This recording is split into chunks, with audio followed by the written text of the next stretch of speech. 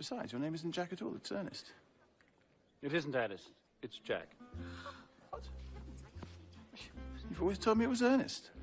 I've introduced you to everyone as Ernest. It is perfectly absurd you're saying your name isn't Ernest. It's on your cards. Here is one of them. Mr. Ernest Worthing, B for the Albany. Well, it is Ernest in town and Jack in the country, and the cigarette case was given to me in the country.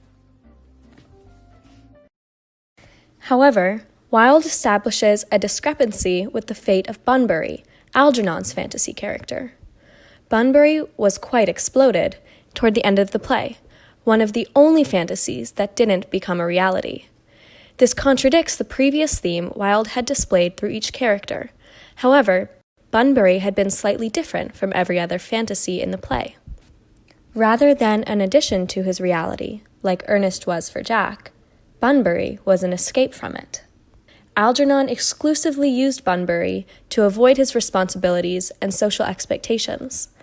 With this nuance in his argument, Wilde appears to be conveying that fantasy is only ideal when it isn't a hindrance to reality. It should add to reality rather than elude from it. I've got quite a treat for you tonight, Algy. Going to send you down with Mary Farker. She is such a nice Afraid, woman. Aunt Augusta, I shall have to give up the pleasure of dining with you tonight. I hope not, Algy. It will put my table completely out. Oh, it is a great bore, and I need hardly say a terrible disappointment to me, but I've just had a telegram to say that my poor friend Bunbury is very ill again. They seem to think I should be with him. Very strange.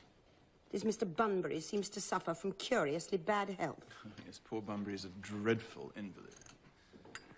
Miss Prism represents how fantasy and reality can be easily interchanged. It is Miss Prism who separates Jack from his identity as an infant before the story even takes place.